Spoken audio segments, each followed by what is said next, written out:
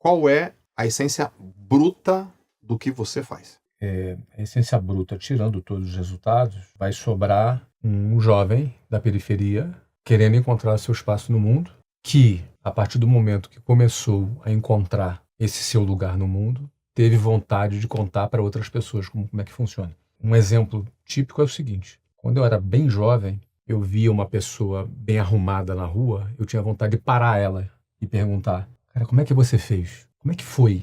Qual é o teu caminho? Eu tinha vontade de perguntar. Eu entendia que se alguém pudesse me explicar, encurtaria o meu caminho. Então, logo que aquele garoto começou a achar o seu caminho, as coisas começaram a acontecer na minha vida, eu tive o sentimento oposto. Eu tive o sentimento de eu ser aquele cara que contava para outras pessoas como é que foi que eu fiz. E acho que isso que me levou a me tornar um líder dentro da minha empresa, ajudar outras jovens a transformarem as suas vidas. E depois que eu já tinha atingido um patamar bem elevado, estava morando nos Estados Unidos, meu negócio estava crescendo, eu já tinha mais de 7 mil funcionários, já faturava, tinha dezenas de milhões de reais de lucro por ano, enfim, eu já estava numa posição muito privilegiada. A internet, ela representou um microfone para eu contar para outras pessoas como é que funciona. Eu acho que se eu tivesse tido acesso ao que eu proporciono hoje, era tudo que eu queria na minha época. Tudo que eu queria era alguém que chegou lá me contando como é que era. Então eu vejo muita utilidade nisso,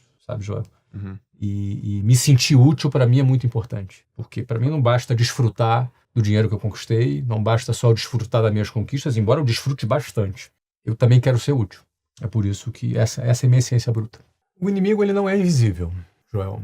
As pessoas não percebem que ele é o inimigo, porque ele está visível.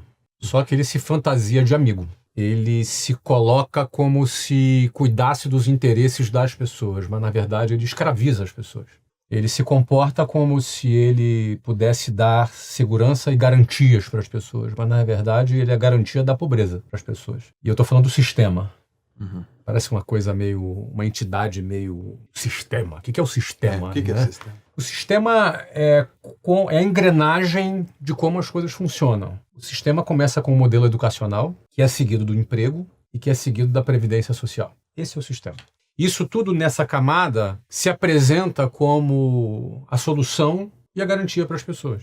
O sistema educacional padronizado pelo MEC é muito ruim, é muito fraco, é muito defasado, então ele não tem condição de dar garantias para as pessoas, ao contrário, é uma máquina de desigualdade social. Aliás, quem tem acesso a uma educação melhor, porque o pai pode pagar, não aquilo que o Estado oferece, tem vantagem. E eu percebi isso cedo quando fui fazer um concurso público, e vi que eu estava muito atrás, embora eu fosse um dos melhores alunos da escola pública. Então eu, com 13 anos de idade, fui fazer um concurso público, e eu era um dos melhores alunos da turma. Me dei conta que eu era um dos piores daquele concurso, então eu me senti enganado. Eu estava seguindo uma cartilha à risca, e de repente, sendo um dos melhores alunos daquela cartilha, eu me tornei um dos piores naquele concurso. E não só não fui aprovado naquele concurso, como eu quase fui reprovado na 8ª série, porque minha mãe deu o salário dela inteiro para pagar aquela escola para mim, e eu não só me deparei com o meu fracasso, mas eu me senti enganado, já com 13 anos. Mas como assim? Porque eu estava numa escola que eu era um dos melhores, como eu posso ser um dos piores aqui? Então estavam me enganando lá, Depois, por 3 anos eu fiz o mesmo concurso até ser aprovado, mas levei 3 anos. Tirei a diferença, mas foram intermináveis 3 anos. Eu parei de estudar, inclusive, não fui para o ensino médio, porque eu foquei 100% naquele concurso. Sim. E aí depois, eu indo para a escola, eu pegava um ônibus que passava numa rua, que se chamava Avenida Suburbana, no Rio de Janeiro, e essa rua é uma rua cheia de bancos. E eu percebi que, numa determinada data do mês, aqueles bancos ficavam com uma fila interminável, rodando o quarteirão. E eu achava estranho, eram só velhinhos, né, naquela fila. E uma vez eu perguntei para uma pessoa dentro do ônibus, os ônibus eram lotados, eu em pé, do lado de uma pessoa, eu tomei coragem e perguntei para aquela pessoa do que se tratava aquela fila. E ela falou para mim: aquilo ali é a fila da aposentadoria. Eu olhei para aquela fila da aposentadoria, vi um monte de velhinhos, um calor de 38 graus no Rio de Janeiro, com uma sombrinha, né, com um guarda-chuva, naquele calor, esperando para receber a sua aposentadoria, que certamente era uma mixaria. E aí eu me lembro quando eu olhei para aquela fila e falei: eu nunca na minha vida vou estar naquela fila. Nunca eu vou entrar nessa fila. Porque Que aquilo ali é o quê? É a fila do último estágio da vida de quem está dentro do sistema, que é a aposentadoria. E olha que naquela época não é como hoje. Naquela época você aposentava com 50 anos, depois teve reforma da Previdência, passou para 60, depois teve outra reforma. E vai ter outras, porque a conta não fecha. É um modelo falido, é um modelo que promete garantias, promete segurança, mas é um modelo completamente falido. A conta não fecha da Previdência e não vai fechar. É impossível fechar. É uma questão matemática. Então, no fundo, esse inimigo, ele se apresenta como amigo, mas na verdade ele é inimigo. Por que é inimigo? Porque o cara passa 10, 12 anos estudando nesse modelo que é falido, depois ele vai para um modelo trabalhista que explora a pessoa. E aí não é empresário que explora a pessoa, é um modelo que explora. Por exemplo, o funcionário tem o FGTS. O que é o FGTS? Nada mais é do que o dinheiro do próprio funcionário, que é confiscado pelo Estado e que é obrigado a ficar numa conta a qual ele não tem acesso e que esse dinheiro fica aplicado e não corrige sequer a inflação. É um confisco do dinheiro do cara.